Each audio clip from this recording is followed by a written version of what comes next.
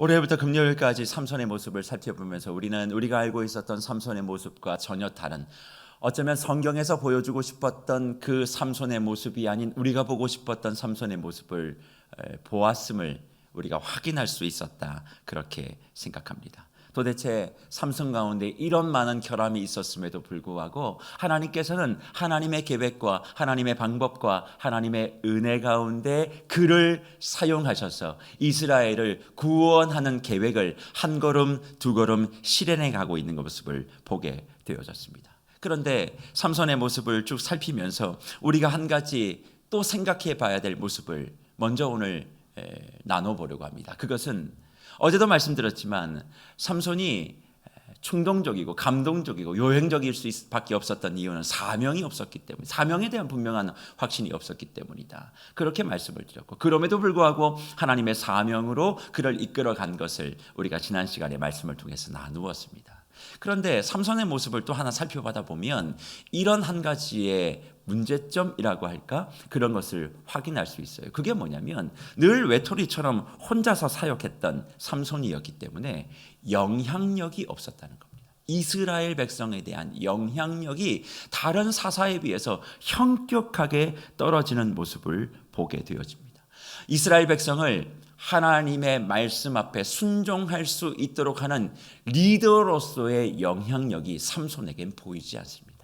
강한 능력을 가지고 많은 업적을 이루고 무언가 눈에 보이는 그런 내용들을 이야기할 수 있는 사사는 분명한데, 그 삼손 사사를 통하여 이스라엘 백성 전체가 하나님께로 돌아왔다거나 혹은 이스라엘이 삼손의 가르침과 혹은 삼손의 행위를 통하여 하나님의 하나님 되심을 발견했다라고 하는 기록은 어디에도 나오지 않습니다. 도대체 왜 삼손은 이스라엘 백성에게 그런 영향력을 미치지 못했을까요? 저는 그것에 대한 해답을 여기서부터 찾습니다. 개인적인 하나님이 주신 은사와 재능을 하나님과 공동체를 위하여 사용하지 아니하고 개인의 유익과 개인의 복수를 위해서 사용했던 삼손이었기 때문에, 그가 어떤 승리를 하던, 그가 어떤 무슨 일을 결말을 짓던 상관없이 그는 이스라엘 백성에게 영향력을 미칠 수 없는 사람이었음을 보게 되어집니다. 그럼에도 불구하고 하나님은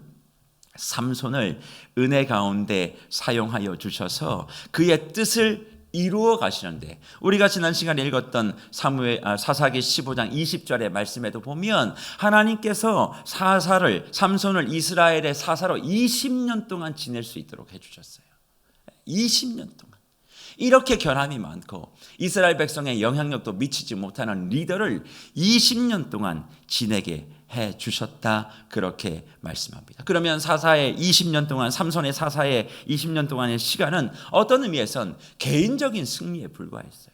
자신에게 주어진 힘을 가지고 자기가 원하는 바를 이루는 그런 개인적인 승리를 이루었는지는 모르지만 이스라엘 백성을 전체로 하나님께로 이끌어내는 데 있어서는 상당히 불편하고 어려운 일들이 많았던 것을 성경은 우리에게 가르쳐주고 있습니다. 그러면 도대체 왜 삼손은 20년 동안 이스라엘 백성 전체에게 하나님의 말씀과 또 영적인 유익을 누리지 못하고 영향력을 미치지 못하고 그렇게 살았을까요? 그것은 여러 가지 이유가 있을 수 있겠지만 저는 한 가지 이 말씀을 통해서 그 해답을 찾게 되어집니다. 그것은 뭐냐면 오늘 16장을 열면 사실 우리가 삼손을 통해서 잘 알고 있는 한 여인, 드릴라라고 하는 여인과 삼손의 만남을 기록합니다. 그리고 삼손이 그 드릴라를 바라보며 사랑하게 되어졌고, 그로 말미암아 여러 가지 이후에 곧 삼손이 비참하게 죽게 되어지는 그 시작점이 바로 드릴라였음을 성경은 우리에게 말씀해요. 그런데 그것을 기록하는 사사기 16장 1절부터 3절 사이에 4번이나 반복하는 하나의 단어가 있는데 그 단어는 밤이라는 단어입니다. 밤이라는 단어예요. 16장 1절부터 4절까지의 말씀을 쭉 읽어가다 보면 그렇게 이야기를 해요. 가사 사람들이 삼손이 왔다고 그렇게 이야기하면서 애워쌌을 때 밤새도록 성문에 매복하고 밤새도록 조용히 하며, 또 3절에도 삼손이 밤중까지 누워있다가 밤중에 일어났다, 그렇게 반복합니다. 계속 밤이라고 하는 시간을 성경은 강조해요. 단지 시간이 밤이었다라고 이야기하는 것일 수도 있겠습니다만 늘 성경은 의미를 가지고 성경을 기록하게 되어집니다. 삼손의 영적인 상태가 밤이었다는 거예요. 왜 그것을 유추할 수 있습니까? 예수 그리스도를 배반하고 팔았던 가룟 유다가 예수 그리스도를 팔기로 결심하고 마지막 기회를 뿌리치며 나왔을 때 요한복음에서는 바로 밤이었음을 우리에게 제시합니다. 시간을 밤이라고 이야기한 건 시간적 의미의 밤일 수도 있겠습니다만 가룟 유다와 삼손의 영적인 상태가 빛 대신 예수 그리스도를 거부하고 빛 대신 하나님의 은혜를 거부하고 그의 영혼이 어둠과 흑암 속에 있었다라고 하는 것을 증명하고 있기 때문에 그렇습니다. 그래서 우리는 기억해야 돼요.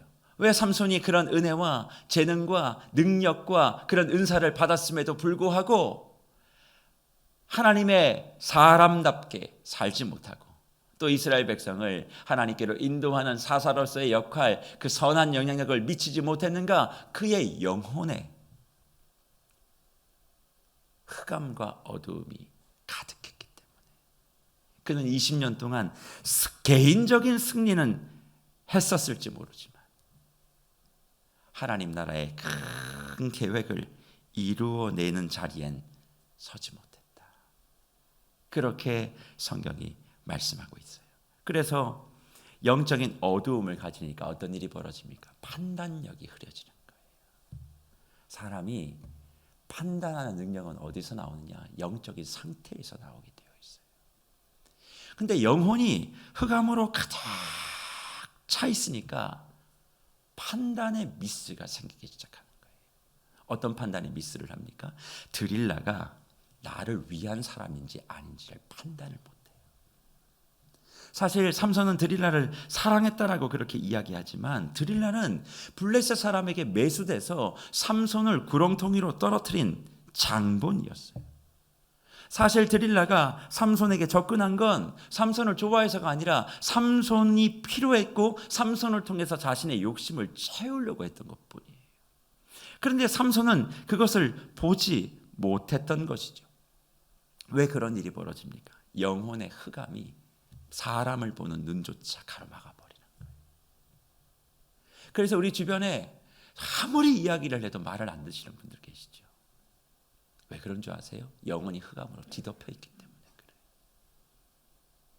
자기 생각 외에는 안 듣는 거예요. 아무리 그 사람이 당신을 이용하고 있어, 너 조심해야 돼 라고 얘기해도 아랑곳하지 않아요. 왜? 이미 영혼이 흑암으로 가득 차 있으니까 앞이 보이지 않는 거죠. 이 일이 어떻게 내게 주어진 건지 구분도 되지 않아요. 그 사람을 통해서 내가 어떤 해를 입을 건지 그런 것이 전혀 몰라요. 그래서 이런 흑암 가운데 있는 삼손, 또 이 말씀을 보고 있는 우리는 한 가지 기억해야 될 것이 있어요. 그것이 뭐냐? 날마다 우리의 영혼의 어두움을 벗겨내는 그런 시간들이 필요하다. 저는 그것을 은혜의 시간이라고 생각해요. 내 마음 가운데 흑암이 이끼처럼 끼는 것은 막을 수가 없어요. 우리가 살다 보면 이런저런 어려움들이 마음속에 있기 때문에 당연히 그러해야 돼요. 그러면 어디서 그 영혼의 흑암을 벗겨낼 수 있을까요? 저는 첫째로 우리 교회 공동체가 그런 시간들, 그런 공간이 되어야 된다고 생각해요. 교회에 오기만 하면 제일 먼저 뭐가 되어지느냐? 내 영혼의 흑암이 벗겨져야 된다고요. 교회에 들어오면 하나님의 은혜와 찬양과 기도와 말씀을 들으면 다른 것이 되어지는 것이 아니라 영혼의 흑암이 밝아지는 거예요. 그 영혼의 흑암이 밝아지면 어떤 일이 벌어져요? 분별할 수 있게 되어진다고요. 판단할 수 있게 되어진다고요. 내가 어떻게 가야 되는지에 대한 분명한 방향을 설정하게 되어지는 거예요. 그런데 교회에 나와서 예배를 드리고 은혜의 자리에 앉아 있음에도 불구하고 말씀으로 기도로 찬양으로 내 영혼의 흑암이 벗겨지지 않고 나가니까 여전히 변화되지 아니하고 판단되지 아니하고 분별되지 아니하고 세상 가운데 향방을 모르는 사람처럼 살아가는 주의 권속들이 너무나 많이 있다는 거예요. 왜 그럴까요? 저는 이런 예를 가끔 듭니다. 교회는, 우리 신앙의 공동체는 목욕탕과 같은 곳이어야 된다. 뭐 사실 우리 젊은 층은 요즘에 그렇게 하지 않죠. 세신이라고 하잖아요.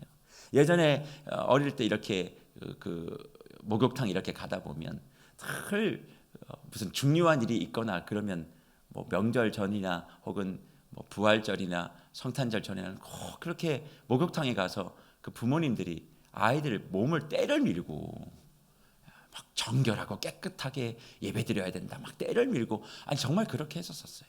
지금은 뭐 피부가 상한다, 그게 뭐가 각질이 떨어지는 거다, 뭐 탄력이 없어진다, 뭐 그래서 그렇게 세신 안 하지만 지금도 우리 어르신 가운데는 밀어야 시원하신 분들이 좀 계시잖아요. 저는 그런 차원에서 교회가 목욕탕 같아야 되지 않겠어요? 영혼의 찌꺼기를 벗겨내는 시간. 근데 교회에 와가지고 영혼의 찌꺼기를 더 먹으면 어떻게 하겠어요? 그래서 저는 꿈꾸는 거예요. 세계로 공동체는 주님 은혜의 공동체가 되게 하여 주시옵소서. 여기에 들어오는 순간 내 영혼의 흑암들이 다 벗겨지고 가게 하여 주시옵소서. 아무리 마음속에 불편함이 있고 답답함이 있고 억울함이 있고 있어도 하나님의 찬송을 듣는 순간 눈물이 또르륵 흐르는 거예요. 하나님의 말씀을 듣는 순간 마음이 그냥 뜨거워지고, 내가 마음속에 이런 뭔가 꿍 하고 있는 게 왔는데 말씀을 듣는 순간 그게 무장해제되는 거예요. 여기 들어오는 순간 마음속에 불편한 사람들 때문에 머리가 너무 아팠는데 그냥 교회에 앉아서 예배를 하고 내 신앙의 공동체 믿음의 동지들을 만나서 함께 기도하며 말씀을 나누고 그 모습만 봐도 그냥 마음이 풀어지는 거예요. 서로 얼굴만 봐도 행복하고 좋고, 그런 공동체가 되어질 때 그게 결국 뭐예요? 나를 살리는 길이에요. 왜요? 영혼의 흑암이 은혜의 때타올로 벗겨지면 우리의 마음과 생각이 가벼워지고, 그로 말미암아 상황이 판단되어지고 사람이 분별되어지고, 이게 지금 우리 교회에 나에게 유익한 건지 아닌지 구분하게 되고, 그렇게 선택하며 걸어가게 되어질 때 하나님께서 어찌 우리 길을 은혜와 축복의 길로 인도하지 않겠습니까? 이번 특세를 통해서 우리 영혼의 흑암이 많이 벗겨진 줄 믿습니다. 앞으로 세계로 교회의 은혜의 공동체와 말씀의 공동체와 찬양의 공동체를 통하여 우리의 영혼의 모든 흑암들이 다 물러가게 될 줄 믿습니다. 이게 해결되어져야 우리가 절벽에서 떨어지지 않아요. 이런 영적인 시각을 갖는 저와 여러분이 될 줄 믿습니다. 그런데 삼손 그런 시간이 없었어요. 아마 삼손에게 특세가 있었으면 좀 달라졌을까요? 삼손에게 그런 시간이 없었어요. 그러니까 어떤 일이 벌어집니까? 이제 드릴라와 사랑에 빠지고 집요한 드릴라의 요구 앞에 결국 자기가 내뱉으면 안 되는, 내뱉지 않아야 될 그 내용을 뱉기 시작합니다. 오늘 본문 17절의 말씀이죠. 뭐라고 얘기합니까? 삼손이 진심을 드러내요.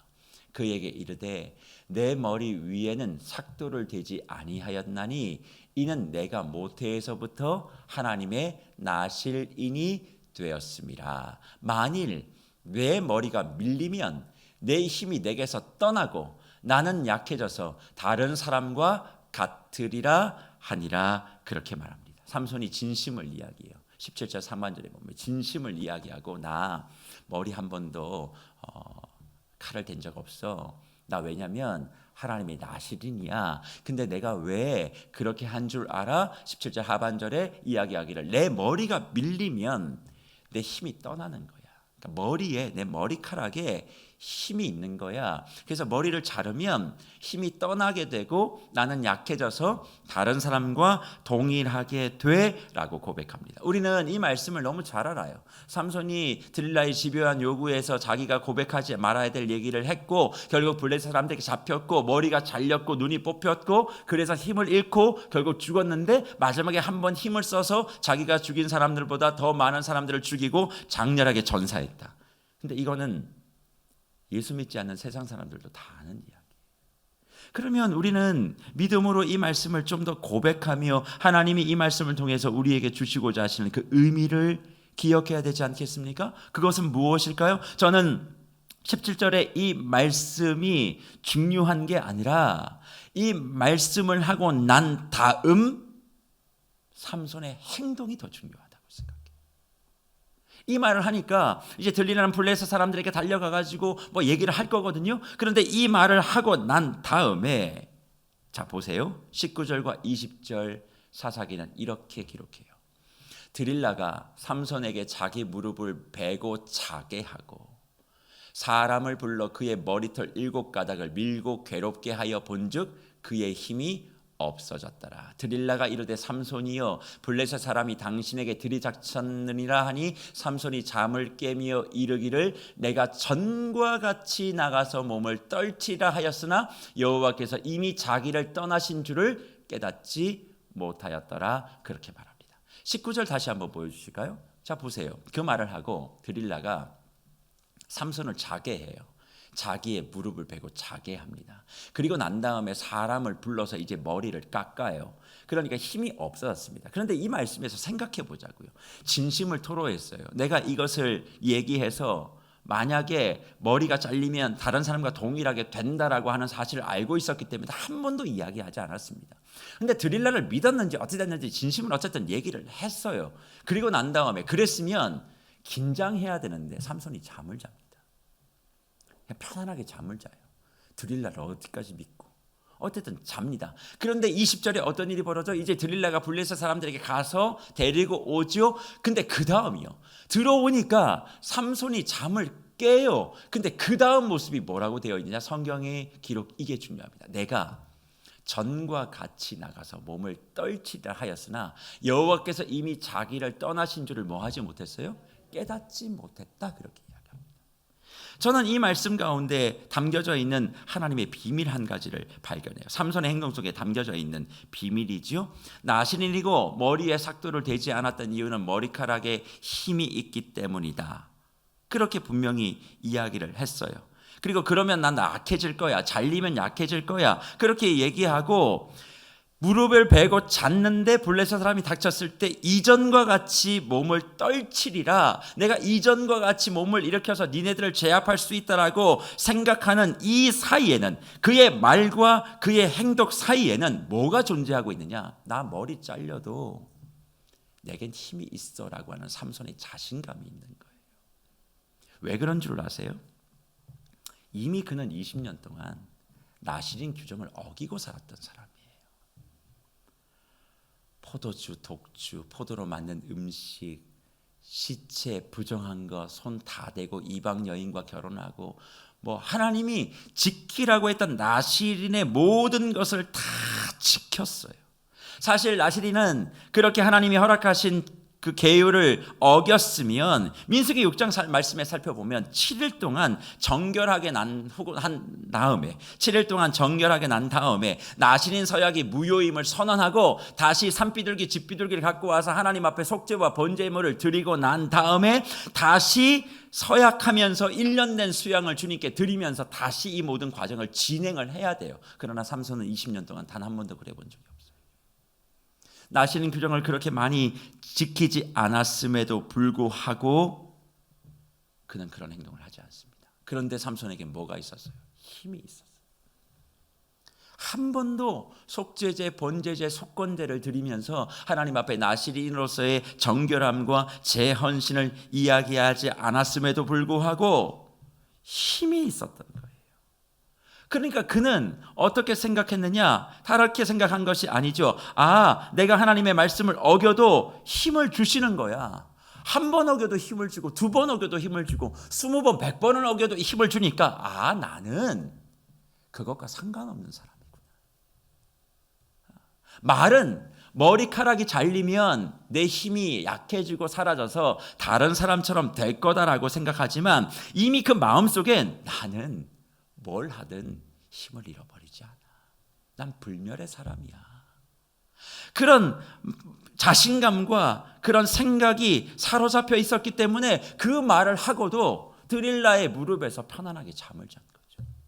그리고 블레셋 사람이 쳐들어왔을 때도 자기가 이전과 똑같은 줄 알고 그냥 일어나서 내가 전과 같이 몸을 떨치리, 내가 니들을 다 제압할 것인데, 그렇게 일어났는데 뭘 깨닫지 못했어요? 하나님께서 떠난 것을 삼손이 깨닫지 못했다, 그렇게 얘기합니다. 그러면 이 문제를 우리는 어떻게 받아들여야 될까? 저는 삼손의 이런 마음과 생각을 그냥 단순하게 그 상황으로만 설명하지 말고 평소에 얼마나 삼손이 하나님을 의지하지 않았는가, 평소에 얼마나 하나님을 의지하지 않았는가에 대한 신앙과 믿음의 문제로 접근해 봐야 된다고 생각해요. 자신에게 주어진 모든 것이 은혜라고 하는 것이요, 그에게는 없었어요. 자기가 그렇게 잘못하고 있는 것을 알지만 그럼에도 하나님이 힘을 주시고 승리하게 하신 것이 은혜라는 것을 몰랐어요. 그저 너무나 당연한 자신의 권리와 능력이라고 생각하고 있는, 하나님의 은혜 없이도 살 수 있는 사람이라고 하는 것을 그가 우리에게 보여주는 것이죠. 그냥 하나님이 내게 주신 것이니까 이건 영원하고 내 것이고 내가 쓰고 싶을 때 쓰면 되는 거예요. 그러면서 하나님의 말씀의 원칙과 규칙과 상관없는 삶을 살아내고 있었다는 것이죠. 어쩌면 블레셋은 삼손보다 더 그의 힘이 무엇인가에 대해서 더 많이 고민하고 더 많이 연구했을지도 몰라요. 도대체 삼손의 힘의 근원이 도대체 뭔가? 그 강한 것을 찾으려고 그들은 애를 썼지만 사실 삼손은 그런 노력도 하지 않아요. 그냥 너무나 당연한 것, 아무것도 하지 않아도 너무나 익숙한 것이라고 생각합니다. 저는 이 말씀을 통해서 우리 세계로교회 모든 부별들이 이 말씀을 우리에게 이렇게 적용해 봐야 한다라고 생각해요. 우리는 내게 주어진 모든 것이 은혜라고 하는 생각을 갖지 않으면 삼손과 똑같아질 수 있어요. 너무나 사람은요, 당연하게 받으면 무감각해지기 시작해요. 우리가 처음에 새벽 만나를 나눴을 때 첫째 날 너무 감사하고 감격했죠. 둘째 날, 셋째 날 되니까 이제 이렇게 되잖아요. 만약 오늘 나가실 때 아무것도 안 주면 왜 안 줘? 이렇게 되는 거예요. 분명히 그런다니까요. 목사님 오늘 왜 안 줘요? 지금까지 줬는데 왜 안 주는 거예요 도대체? 이전에 드렸던 모든 감사는 다 잊어버리고 오늘 안 주는 것에 대한 불평과 불만, 이게 우리의 본성이에요. 모든 사람들이 다 가지는 거예요. 그리고 이제 이게 익숙해지잖아요. 나중에 이제 어떻게 이제 특세 때 변하는 줄 아세요? 좀 좋은 거 주지. 내가 뭐 이것도 못 먹어? 무슨 이삭 토스트를 줘? 나 이거 나 이거 돈 있어도 안 먹는 건데? 이렇게 된다고요. 작은 것 하나에도 감사하지 못하는 거예요. 하나님이 내게 누리게 하신 모든 것에 대한 감사가 사라지는 거예요. 왜요? 영혼이 무감각해지고 어둠 속에 잡고 있으니까. 그러니까 매일 우리는 영혼의 어두움의 때를 벗기지 않으면, 은혜의 때타올, 말씀의 때타올, 그리고 또 기도의 때타올로 나를 벗겨내지 않으면 우리는 날마다 그렇게 될 수 있는 사람들. 내가 한 끼 먹는 밥도, 내가 입고 있는 옷도, 내가 누리고 있는 모든 집도 감사가 없어지는 거죠. 주일날 예배당에 와서 이렇게 좋은 공간에서 예배하고 찬양하고 말씀을 들으며 서로 교제할 수 있는 이것이 얼마나 좋은 것에 대한 무감각이 사라지면 어떤 일이 벌어져요? 오늘 목사님 또 틀렸네. 왜 음을 못 맞추나?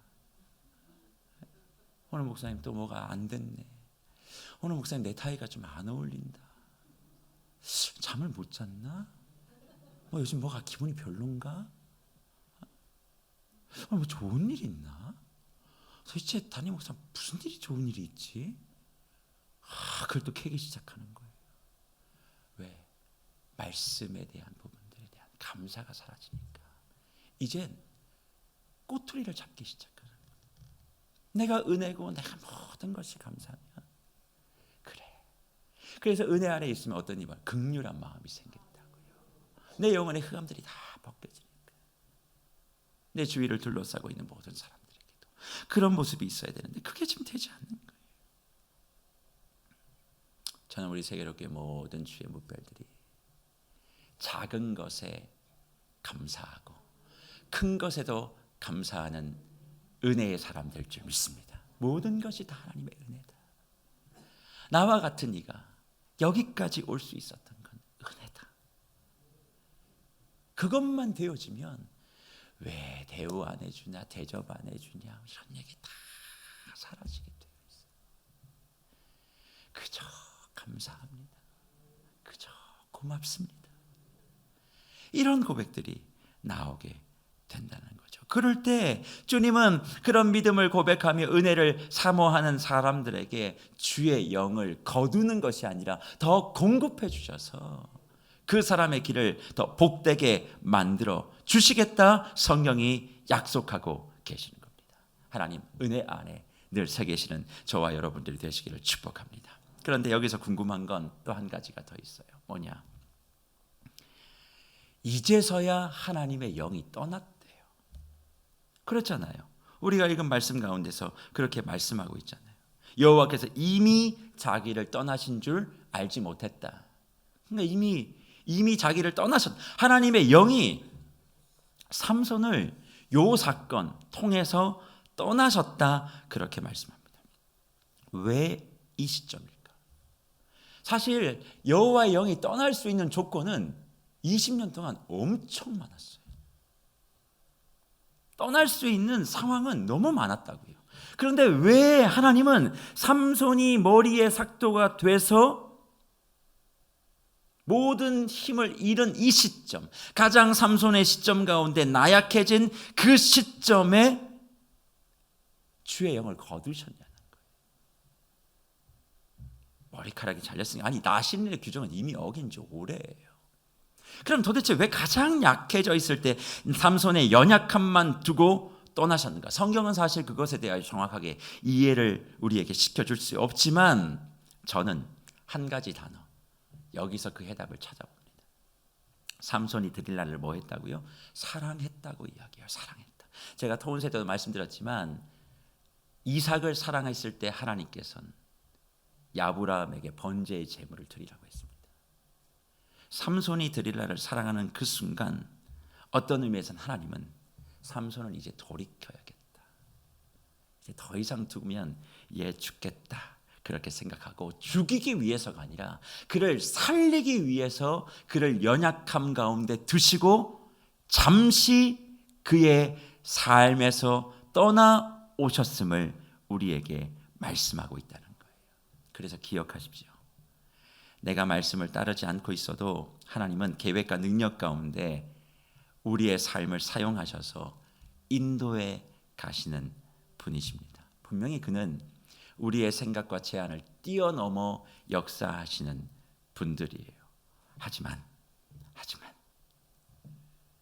나를 살리기 위해서 내가 가장 연약할 수 있는 시간도 허락하신다는 것을 명심하셔야만 합니다. 죽이기 위해서가 아니라 살리기 위해서. 하나님 떠나시는 거예요. 그래서 내가 가장 연약하게 됐을 땐 기억하세요. 나를 살리기 위하여 하나님이 일하기 시작하셨구나. 억울하다고 가슴 치고 있는 것 아니에요. 답답하다고 눈물 흘리고 있는 것 아니에요. 내가 죽음이 시작된 것이 아니라 뭐가 시작된 거예요? 생명이 시작된 거예요. 하나님이 가장 연약한 곳에서 지금까지 내가 이게 은혜인 줄도 몰랐고 내가 감사한 줄도 몰랐던 그 모든 상황을 이제 깨닫게 하시고 하나님이 나를 다시 재건하기 위해서 이렇게 하시는 거구나. 자, 그러면 나는 뭘 해야 될까? 내가 이제 힘이 있었던 모든 것을 다 내려놓았으니 이제 내가 바라볼 것은 주님밖에 없다. 주님과의 관계를 더욱더 집중하자. 주님을 더욱더 만나자. 주님께 더욱더 의존하자. 이런 고백이 나오게 되어지면 하나님이 그 사람을 이제 살리시는 거예요. 저는 이번 특세가 다른 어떤 것보다 하나님의 은혜를 구하고 하나님의 관계를 회복하는 것을 최우선으로 두는 귀한 세계로 교회가 되는 첫걸음이 되기를 간절히 축원합니다. 우리에게 무엇이 있냐 없냐가 중요한 것이 아니라 하나님과의 관계를 최우선으로 가지고 우리가 살아가고 있는가, 이것이 중요한 거죠. 내가 지금 무엇을 가진다고 해서 강해지는 것이 아니라, 무엇을 잃은다고 해서 약해지는 것이 아니라, 하나님의 계획 속에 내가 강해질 수도 있고 약해질 수도 있는데, 중요한 건 약해져 있을 그때에 하나님을 바라면 그 약함을 강함으로 바꾸어 주시는 하나님을 내가 체험하게 된다는 거예요. 그래서 나를 힘 빼게 하실 땐 기억하세요. 하나님이 새 일을 시작하시는 징표인 것을 믿음으로 받고 힘 빼게 하신 주님께 감사를 드립니다. 저도 그래요. 하나님이 일하게 하실 땐 힘을 빼요. 제가 세계로 교회 담임 목사 오기 전에 하나님 얼마나 제 힘을 뺐는지 몰라요. 정말이에요. 빼게 하셨어요. 처음엔 그게 너무 힘들었었어요. 지금도 그런 부분들이 다 해결됐다라고 저 얘기 못해요. 하지만 뺄 수 있을 때까지 하나님이 다 힘을 빼니까 조금씩 문을 열어 제가 여기에 서 있는 거예요. 주 안에 사랑하는 분들 여러분, 지금 하나님이 나를 가장 나약하게 만들고 있을 수 있습니다. 그게 나를 답답하게 할 수도 있어요. 왜 지금이냐고. 하지만 주님은 지금 너를 살리려고 시작하는 거야. 그 말씀을 믿으면 우리는 어떻게 해야 돼? 다른 거 이제 신경 쓸 거예요. 주님 그렇습니다. 나 주님만 보고 갑니다. 내가 누구 의지합니까? 사람 의지해봤는데 사람 다 배신하는데, 돈 의지해봤는데 돈이 들어오는 건 어려워도 나가는 건 쉽던데, 건강 한순간이고 어느 건 하나 내 뜻대로 되는 게 없잖아요. 그러니 난 모든 것을 잃고 약해져 있는 지금 하나님의 은혜를 구합니다. 하나님의 관계의 회복을 그렇게 최우선적으로 생각합니다. 그렇게 나가면 하나님이 일하시기 시작한다고요. 그러면 삼손이 그 가장 연약한 자리에서 어떤 일을 하나님이 시작하셨을까요? 오늘 본문 22절에 이렇게 얘기하죠. 뭐라고 얘기합니까? 그의 머리털이 밀린 후에 다시 자라기 시작하니라. 아멘. 머리털이 밀린 후에, 삼손에게 가장 약한 자리가 된 그 시간 이후에 뭐 하게 됐다고요? 다시 자라게 됐다. 사실 머리라고 하는 것은 깎으면 자라는 것은 이치예요. 그러면 블레셋 사람의 입장에서는 생각이 없었겠어요? 머리를 자르고 난 다음에 머리를 자르지 않게 하는 약을 바른다든지 뭔가를 해야 될 터인데 블레셋 사람이 그런 걸 하지 않아요. 그러니까 놔두니까 머리가 자라게 됐죠. 어떤 의미에서는 이렇게 생각해요. 이미 삼손은 끝났다. 나시린도 아니고 뭐 아무것도 아니야. 그러니까 머리털이 자라도 소용없다라고 생각할 수 있습니다. 사실 하나님은 머리털을 가지고 움직이시는 분이 아니에요. 근데 성경은 뭐라고 얘기해요? 다시 머리털이 자라게 하셨다, 그렇게 말씀합니다. 그러면 여기서 우리는 어떤 하나님을 바라봐야 되는가? 인간의 생각을 뛰어넘는 하나님을 바라봐야 돼요. 인간은 자신이 선택한 일시적인 것이 없어지고 사라지면 버림받은 것 같지만 하나님은 그 속에서도 새 일을 이루어 주신다는 거예요. 성공의 자리가 아니라 쓰러짐의 자리, 은혜의 자리가 하나님의 능력과 새 일을 시작하는 것임을 오늘 그의 머리가 다시 자라게 시작했다라고 하는 한 구절을 통하여 우리에게 증거하고 있다는 것이죠. 이미 그가 머리가 자라고 안 자라고는 중요하지 않아요. 이미 내가 잃어버렸던 그 모든 것을 다시 소유한다고 해서 내게 능력이 이루어지는 건 아니에요.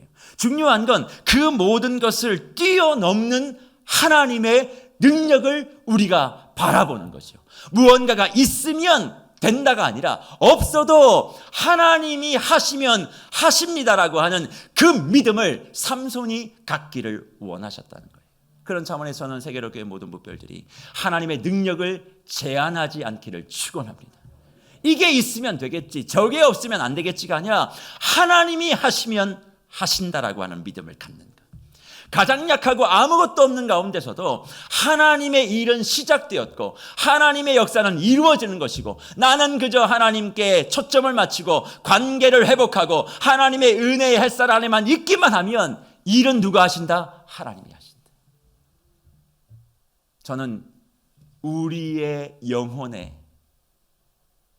잘려진 머리털이 다시 자라나는 이번 특세가 될 줄 믿습니다. 하나님이 일을 시작하고 계십니다. 하나님이 그 일을 이루실 것입니다. 우리 몸된 교회를 향한 하나님의 계획은 한 번도 꺾인 적이 없어요. 저는 그래서 순장만에서 그런 이야기를 제가 순장님께 드렸거든요. 하나님이 오랜 동안 우리 교회를 바라보시면서 참 많이 울고 기도하셨을 거다. 그 눈물을 이제 우리가 기억해야 된다. 그리고 그 눈물을 이제 기쁨으로 바꿔드려야 될 때가 되었다. 근데 우리는 아무것도 없다. 그러나 우리 뭐가 있다? 하나님이 계신다. 이제는 나의 실력으로 승부하는 것이 아니라 하나님의 은혜로 제한 없는 하나님의 능력을 한번 체험해보자. 저는 이것이 우리 세계로 교회 모든 주의 목별 가운데서도 적용되어져서 이제 가장 약해져 있는 나의 모습을 바라보는 것이 아니라 이 약함 속에 허락하신 하나님의 은혜, 그리고 그 은혜 안에 들어가 제한 없이 역사하시는 하나님의 능력을 바라보며 우리의 삶의 모든 무너진 부분들이 다시 재건되어지고 회복되어지고 능력 가운데 새 일을 이루실 주님을 바라보며 만만 감사와 찬양을 올려드리는 우리 귀한 세계로교회 무별과 샛별과 그리고 우리의 사역이 될 줄 믿습니다. 이번 특세의 말씀 꼭 붙잡으시고 은혜 안에 제한 없이 역사하시는 하나님을 체험하시는 저와 여러분들 되시기를 간절히 축원합니다.